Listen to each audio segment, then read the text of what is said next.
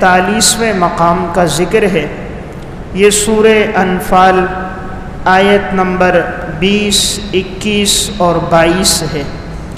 اس میں اللہ رب العزت نے فرمایا، اے ایمان والو، اطیعوا اللہ ورسولہ، تم اللہ اور اللہ کے رسول کی اطاعت کرو۔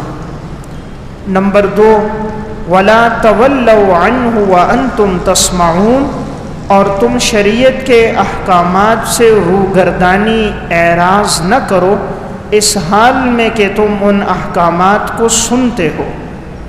ولا تکونوا کالذین، ان لوگوں کی مانند مت بنو کہ جو یہ کہتے ہیں ہم نے سنا حالانکہ انہوں نے تو نہیں سنا۔ اور مخلوق میں بدترین انسان اور بدترین مخلوق وہ ہے کہ جو گونگے ہیں، بہرے ہیں اور عقل نہیں رکھتے ہیں۔ ان آیات میں اللہ رب العزت نے ہمیں جس بات کا درس دیا ہے وہ کل 3 احکامات ہیں۔ نمبر 1، اللہ رسول کی اطاعت کرو۔ جب بھی اللہ رسول کا فیصلہ سامنے آ جائے تو انسان کو فوراً جھک جانا چاہیے کہ میرے رب کا حکم یہ ہے اور میرے پیغمبر کا فرمان یہ ہے۔ دوسرا حکم یہ ہے کہ کبھی اللہ رسول کے فرمان سے روگردانی نہ کرو، جیسے ہی حکم سامنے آئے قیل قال اور حجت نہ کی جائے، فوراً اس پر عمل کیا جائے، اعراض نہ کرے۔ تیسری بات اللہ رب العزت نے فرمائی کہ تم ان لوگوں کی مانند مت ہو جاؤ۔ یہ اللہ نے روکا منافقین اور یہود و نصارہ کی طرح نہ ہو کہ وہ لوگ کہتے ہیں ہم نے سنا ہے، اللہ تعالیٰ فرماتے ہیں انہوں نے اس بات کو نہیں سنا، یعنی انہوں نے عمل نہیں کیا۔ تو جب آدمی کسی بات پر عمل نہ کرے تو گویا اس کا سننا نہ سننے کی طرح ہے۔ تو اللہ نے کہا جب انہوں نے عمل نہیں کیا تو اب یہ کہتے ہیں ہم نے بات سنی ہے، گویا انہوں نے نہیں سنی، کیونکہ بات سننے کا مقصد عمل ہے اور ان کی زندگی میں عمل نہیں ہے۔ اللہ تعالیٰ نے تشبیہ دی بدترین مخلوق کے ساتھ۔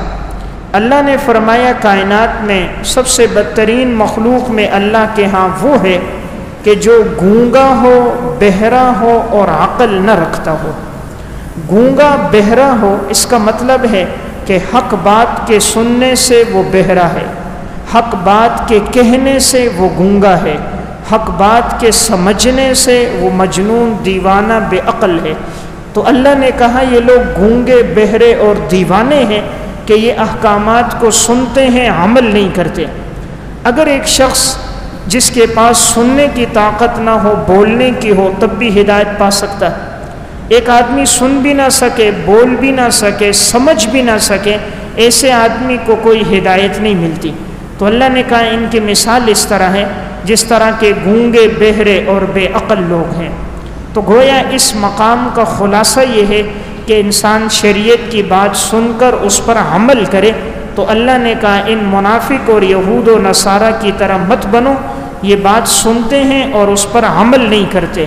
تو گویا عمل کرنے کا ہمیں حکم دیا جا رہا ہے۔ علم بغیر عمل کے اس کی مثال اس طرح ہے، العلم بلا عمل کشجر بلا ثمر۔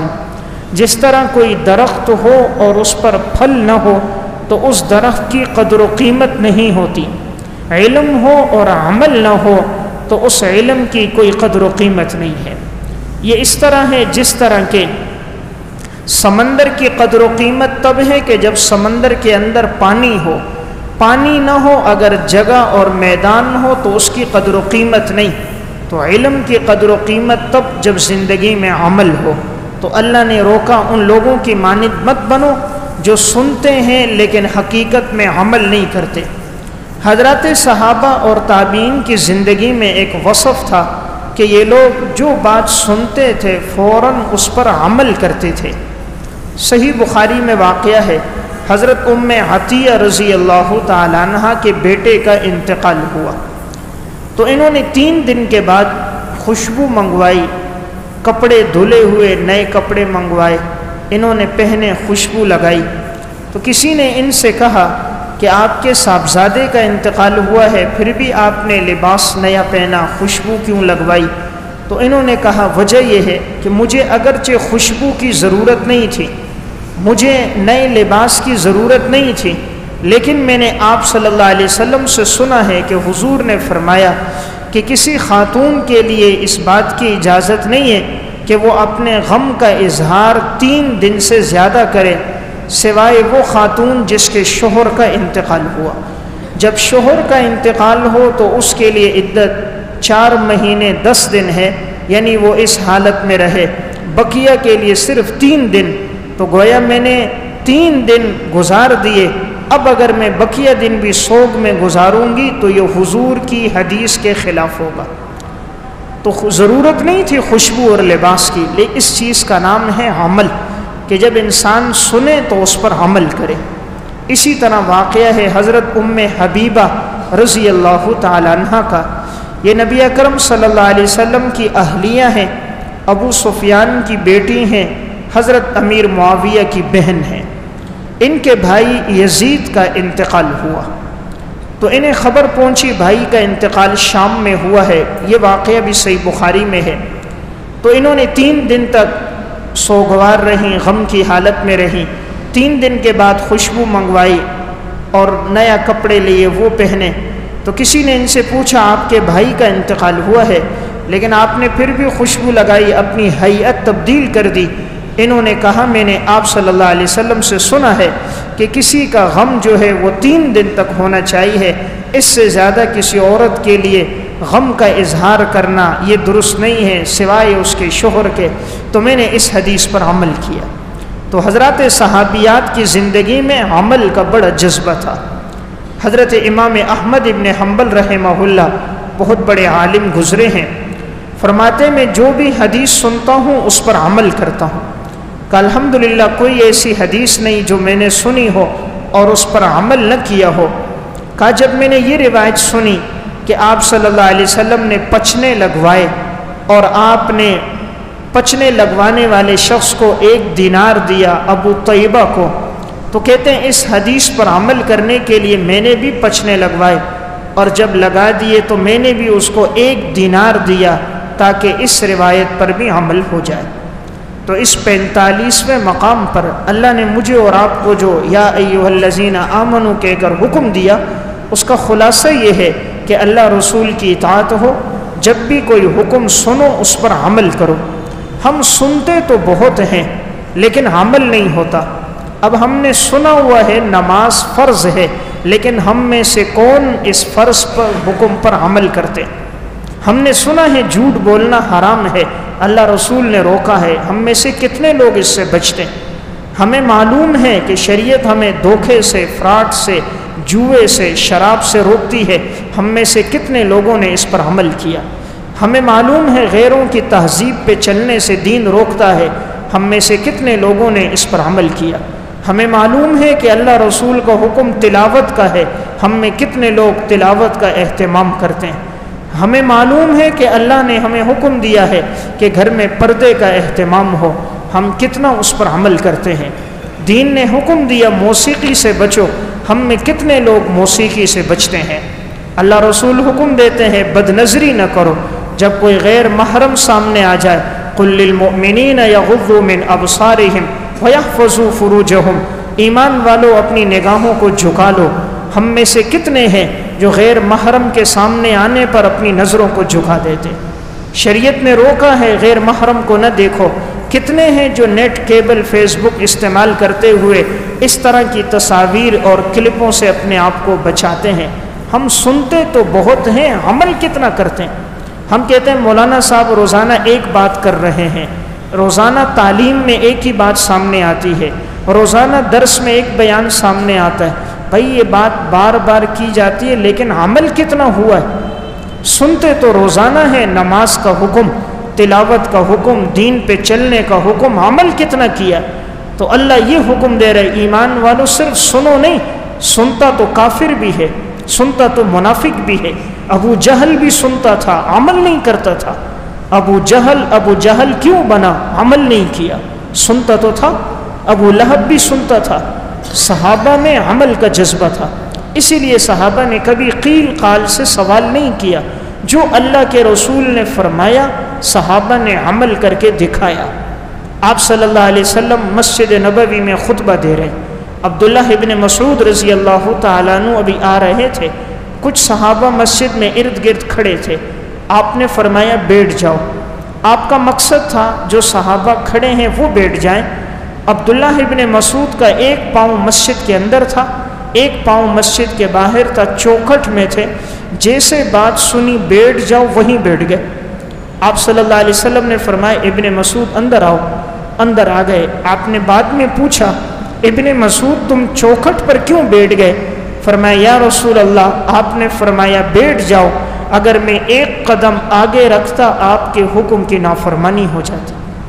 یہ عمل کا جذبہ تھا۔ تو اللہ یہ حکم دے رہے ایمان والو اپنی زندگی میں تم عمل کو لے کر آؤ۔ سنن ابی داؤد کتاب الادب باب ما جاء فی البناء میں ایک واقعہ ہے۔ نبی اکرم صلی اللہ علیہ وسلم ایک جگہ سے گزرے، آپ نے دیکھا کہ ایک شخص نے قبہ سا بنایا ہوا ہے۔ حضور نے پوچھا یہ جگہ کس کی ہے اور قبہ کس نے بنایا ہے؟ آپ کو بتایا کہ فلاں صحابی کی جگہ ہے، اس نے بنایا ہے۔ تو آپ صلی اللہ علیہ وسلم کو اس سے ناگواری ہوئی کہ اس طرح کے قبے تو یہود و نصارہ بناتے ہیں، آخر میرے صحابی نے اس طرح کیوں بنایا؟ اگلے دن جب وہ صحابی حضور کی مجلس میں آئے، آپ صلی اللہ علیہ وسلم کو السلام علیکم کیا۔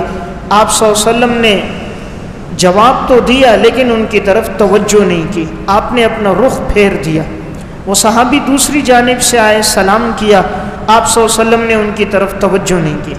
تیسری جانب سے آئے، سلام کیا، آپ نے توجہ نہیں دی۔ صحابی سمجھ گئے کہ مجھ سے آپ صلی اللہ علیہ وسلم ناراض ہیں، تو اب وہ آئے اور صحابہ سے پوچھا کہ حضور مجھ سے ناراض ہیں، آخر کس عمل پہ ہے مجھے نہیں معلوم۔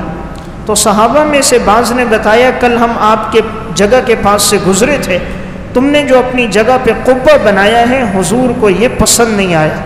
کہا اچھا یہ بات ہے۔ اٹھ کے گئے اور ساری عمارت گرا دی، قبہ بھی گرا دیا، نیچے کی ساری عمارت گرا دی۔ پھر آ کر حضور کو نہیں بتایا کہ میں نے عمارت گرا دی۔ ہم میں سے کوئی ہوتا تو آ کے فخریہ طور پہ کہتا حضرت میں نے یہ کر دیا، حضور کو بتایا نہیں۔ چند دنوں بعد آپ کا پھر وہاں سے گزر ہوا، آپ نے کہا یہاں تو ایک قبہ ہوتا تھا، وہ کہاں چلا گیا؟ صحابہ نے فرمایا یا رسول اللہ، جب آپ نے اس سے ناگواری کا اظہار کیا تھا اسی دن اس صحابی نے اس قبے کو گرا دیا۔ آپ صلی اللہ علیہ وسلم اس پہ خوش ہوئے، آپ نے دعا کی اس کے لیے۔ تو اس میں بتلانا یہ چاہ رہا ہوں میں کہ بعد صحابہ میں عمل کا کتنا جذبہ تھا کہ انہوں نے یہ بات سنی فوراً اس پر عمل کر کے دکھایا۔ ہم لوگ تعویلات کرتے ہیں، شریعت کا حکم سامنے آ جائے پوچھتے ہیں فرض ہے واجب ہے، سنت ہے مستحب ہے، اس کے کرنے پہ حرام تو نہیں ہے، کوئی بڑا گناہ تو نہیں ہوتا، چلو سنت ہی تو ہے، نہ کیا تو کیا حرج ہے۔ ہم دین کے کام کو سنت سمجھ کے چھوڑ دیتے، نبی کا عمل ہے چھوڑ دیتے، کوئی بات نہیں ہے، نہ کیا تو کیا حرج ہے۔ یہ نہیں دیکھتے جب پیغمبر نے کام کیا ہے تو ہمارے لیے مشعل راہ، ہمارے لیے اسوہ حسنہ تو حضور کی زندگی ہے۔ ہم سنت سمجھ کے حضور کے احکامات کو ٹھکراتے ہیں، صحابہ سنت سمجھ کے سینے سے لگاتے تھے، انہیں پتہ چل جاتا یہ ہمارے نبی کا حکم ہے، اپنے سر آنکھوں پر اس پر عمل کرتے تھے۔ عبداللہ ابن عمر رضی اللہ تعالیٰ عنہ ایک موقع پر انہوں نے اپنے بیٹے سے کہا بیٹا اگر کوئی عورت مسجد آنا چاہے تو اسے مت روکو، آپ صلی اللہ علیہ وسلم نے اس کی اجازت دی ہے۔ حضور نے ابتدا میں اجازت دی تھی، وہ خیر القرون کا دور تھا تو صحابیات مسجد میں آ کر فجر عشاء کی نماز بھی پڑھتی تھی، اس وقت فتنے کا دور نہیں تھا، حضور خود موجود تھے، صحابہ کی جماعت تھی، قرآن کا نزول ہو رہا تھا، خیر القرون کا دور تھا، تو خواتین اس موقع پہ رات کے اندھیرے میں نماز پڑھتی اور پہلے چلے جاتی تو فتنہ نہیں ہوتا تھا، تو اس لیے حضور نے اس وقت اجازت دی تھی کوئی عورت مسجد آنا چاہے تو اسے مت روکو۔ عبداللہ ابن عمر نے اپنے بیٹے کو یہ حدیث بیان کی تو بیٹے نے آگے سے کہا ابا جان میں تو روکوں گا، میں تو اپنے گھر والوں کو اجازت نہیں دوں گا۔ عبداللہ ابن عمر اتنے ناراض ہو گئے اپنے بیٹے سے، کہا میں تمہیں حضور کی حدیث سناتا ہوں مت روکو، تم آگے سے معارضہ کرتے ہو کہ میں روکوں گا۔ ساری زندگی اپنے بیٹے سے بات نہیں کی کہ تم نے پیغمبر کے حکم کو ٹھکرا دیا۔ کہ میں کہہ رہا ہوں حضور نے کہا آنے دو، تم کہتے ہو کہ نہیں آنے دوں گا۔ اب ہونا یہ چاہیے تھا بیٹا یوں کہہ دیتا کہ ابا جان آج حالات اس قسم کے نہیں ہیں، نئے نئے لوگ اسلام میں داخل ہو رہے ہیں، فتنے کا دور شروع ہو چکا ہے، اس لیے مناسب عورتیں گھر میں پڑھیں۔ لیکن انہوں نے یہ جو معارضہ کیا کہ حضور نے کہا آنے دو اور انہوں نے کہا میں نہیں آنے دوں گا، یہ جملہ والد کو پسند نہیں آیا، زندگی بھر بیٹے سے ناراض ہو گئے۔